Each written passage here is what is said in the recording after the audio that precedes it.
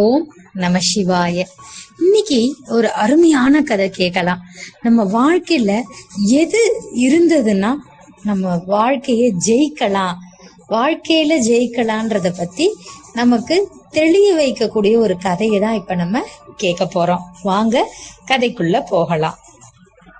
முன்பொரு காலத்துல ஒரு நாட்டுல அரசர் ஒருவர் நல்ல ஆட்சி செய்து வந்தாரு. மக்கள் செல்வ செழிப்புடன் சந்தோஷமாகவும் வாழ்ந்து வந்தனர். அமைச்சர்கள் அரசருக்கு சரியான முறையில பிரச்சனைகளை எடுத்து சொல்லி அவற்றை நீக்குவதற்கு, சரி செய்வதற்கு என்ன முறையில அதை கையாளணும்ன்றதையும் எடுத்து சொல்லி அதை சரி பண்றதுலயும் ஆர்வம் காட்டினாங்க. அதனால அந்த நாடு மிகவும் மகிழ்ச்சியோட செல்வ செழிப்போட இருந்தது. அரசருக்கு ஒரே ஒரு மனக்குறை தான், ஆண் வாரிசு இல்லைன்றது. முதுமைய நெருங்க நெருங்க அவருக்குள்ள கவலைகள் வேர்விட தொடங்கின. தனக்கு பிறகு இந்த நாட்டை ஆள்றதுக்கு தீரம் மிக்க ஒருவர்னா நம்ம தேர்ந்தெடுக்கணும் அப்படின்றத உணர்ந்தாரு. அதற்காக தன்னோட அமைச்சர்கள் எல்லாம் கூட்டி ஆலோசனை செய்தாரு. ஒரு போட்டி வச்சு இளவரசரை தேர்ந்தெடுக்கலாம் அப்படின்னு அமைச்சர்கள்லாம் அறிவுரை சொன்னாங்க.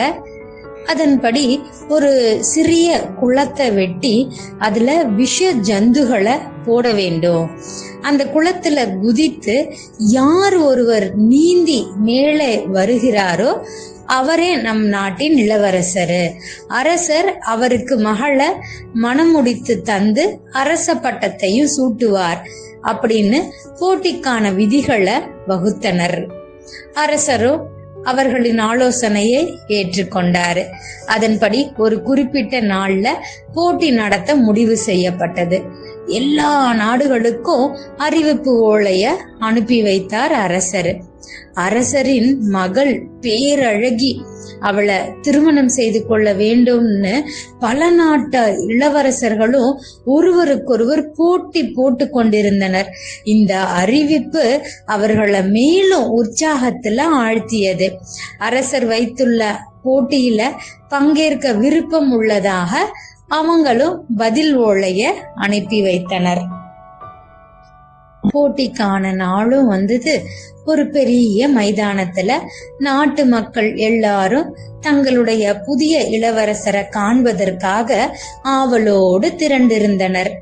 அந்த மைதானத்துல நடுவே சுமார் 600 அடி நீளத்துக்கும் 500 அடி அகலத்துக்கும் 100 அடி ஆழத்திற்கும் பெரிய அளவில் குளம் வெட்டப்பட்டிருந்தது. சுற்றிலும் பாதுகாப்பு வீரர்கள் நிற்க வைக்கப்பட்டிருந்தனர். அதுல தண்ணீர் நிரப்பி விஷ ஜந்துகள் விடப்பட்டிருந்தன. எது கிடைத்தாலும் அவற்றை ஒரேடியாக விழுங்குவிட கூடிய முதலைகள் அப்பப்ப தலைய காட்டி கொண்டிருந்தன. மக்கள் அந்த ஜந்துக்களை பார்த்து பயந்து போய் நின்றாங்க.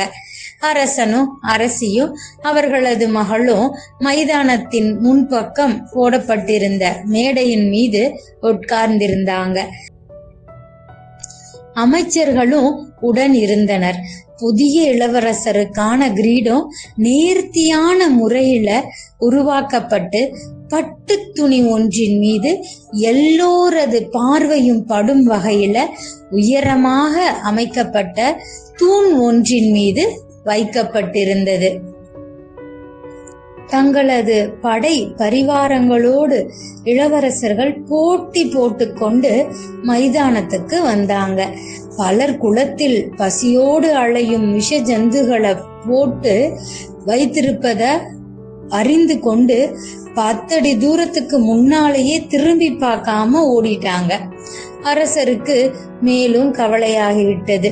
திடீர்னு பார்த்தா மக்கள் ஆரவாரத்துடன் சத்தம் எழுப்பினாங்க. அரசனும் அரசியும் நிமிர்ந்து மக்களை பார்த்தாங்க. ஒருவர் மட்டும் பள்ளத்தை நோக்கி முன்னால நின்றாரு. அடுத்து அவர் பள்ளத்துல இறங்கியே ஆக வேண்டும். அடுத்த அடி எடுத்து வைத்தா பள்ளத்துக்குள்ளதான் அவர் கால் இருக்கும். மக்களும் முன்னேறி செல்லுங்கள், முன்னேறி செல்லுங்கள்னு கோஷமிட்டாங்க. வேற வழியே இல்ல. அவர் பள்ளத்துல குதித்தே ஆக வேண்டும். அவர் அடுத்த அடியை எடுத்து வைப்பதற்குள்ள அரசர் அப்படியே நில் என்று கட்டளையிட்டார். எல்லாரும் அமைதியாகி விட்டனர். அரசருக்கு என்னாச்சு, போட்டி எதற்காக நிறுத்த சொல்கிறார் என்று அமைச்சர்களும் மக்களும் குழம்பினர். போட்டி முடிந்து விட்டது, நமக்கு இளவரசர் கிடைத்து விட்டார் என்றார் அரசர். அரசிக்கு பயங்கர கோபம். போட்டியில வெற்றி பெறுவதற்கு முன்னரே எப்படி அவர்தான் நம் இளவரசர் என்று முடிவு செய்தீங்க என்று கேட்டார். போட்டியில் வெற்றி பெறுவது முக்கியமல்ல, பங்கேற்பதுதான் முக்கியம். எல்லோரும் பங்கேற்பதற்கு முன்னரே ஓடிவிட்டனர். ஆனா தன்னம்பிக்கையுடன் போட்டியில் பங்கேற்றதாலே அவரை தேர்ந்தெடுத்தேன். எனக்கு தெரியும் அந்த பள்ளத்துல விழுந்தா ஒருவரும் உயிர் மிஞ்சாது என்றார் அரசர். அரசி அவரின் விவேகத்தை கண்டு வாய்ப்பிழந்து நின்றார்கள். இதுல இருந்து என்ன தெரிஞ்சுக்கிறோம்னா, போட்டியில வெற்றி பெற வேண்டும் என்றால் முதல்ல ஆர்வத்தோடு பங்கேற்க வேண்டும்.